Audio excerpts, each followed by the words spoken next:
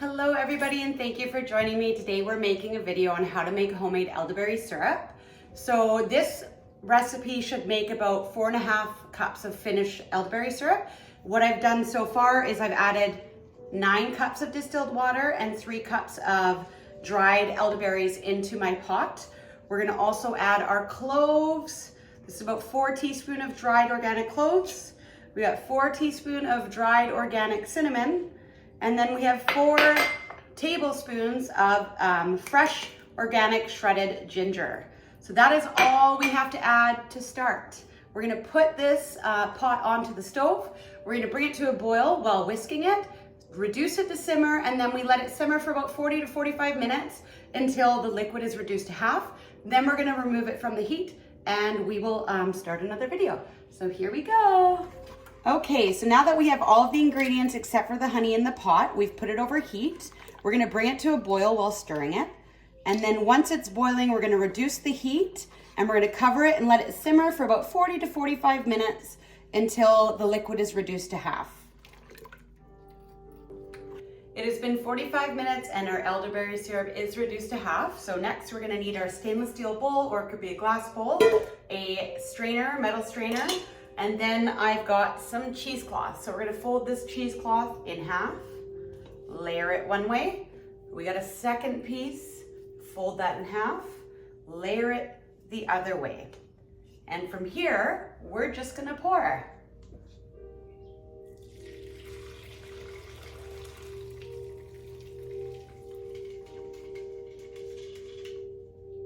Making sure we get everything out of there.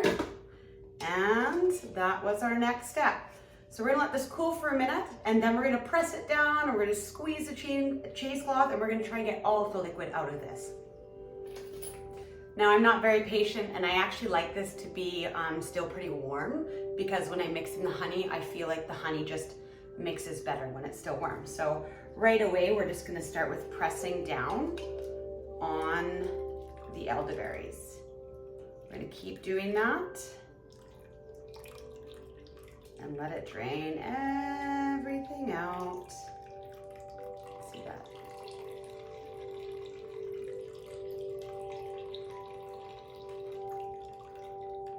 Okay, so now what we're gonna do is we're gonna pull all the corners of the cheesecloth up. Okay, so we're gonna pull it all up, and then we're gonna twist it, and we're gonna press into it, getting more of that liquid out. So if you can see from here, now that it's folded up, get our wooden spatula again and really press into it and try and get all of the syrup out, all of the juice.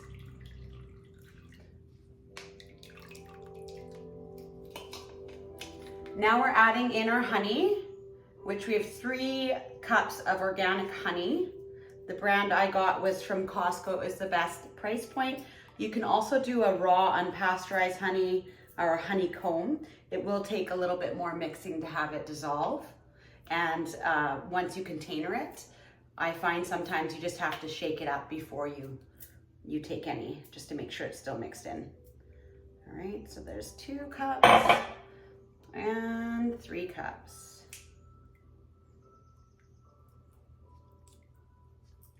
Make sure to use a spatula to get all the honey out. Okay, put that spatula in there and it'll just melt off. And now we're just gonna finish off by whisking the elderberry syrup and the honey together, making sure that it gets fully blended before we transfer it into our already sterilized jars.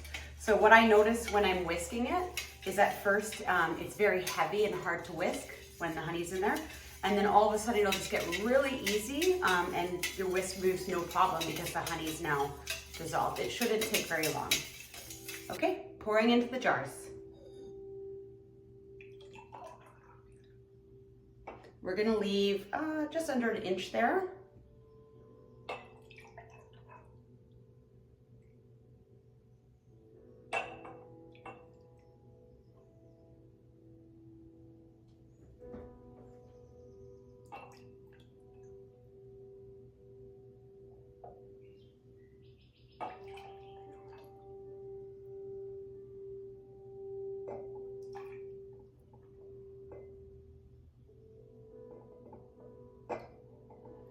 So this mixture will make about 7 half-pint jars. Next step is to seal. So we're just gonna place one lid on top here. And I have this handy vacuum seal kit. My sister-in-law actually showed me this, Stephanie.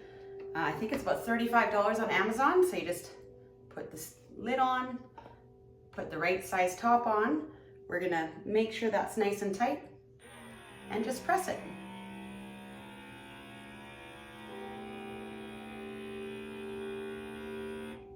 Turn it off. Pull the top off. Sealed. So this doesn't press down. When you're storing it, you don't need to put the screw top on, but you can. Last but not least, once you're done making your product and sealing your product, this will last for about 2 years sealed in the jar, but once you open it, you do want to store it in the fridge, and you could get several months out of that. Make sure to put a label on it so you know what it is. I always like to have a front label and then a back label with instructions on how to take it and how much to have. And then on the top, I would put the date that I canned it so that I know, okay, this is good for 2 years. Anyways, that's our elderberry syrup. Thank you for watching our video. If you have any questions, feel free to comment on the video link or on our website or one of our social media pages. We're really glad that you came and joined us today, and we can't wait to show you our next homemade health remedy.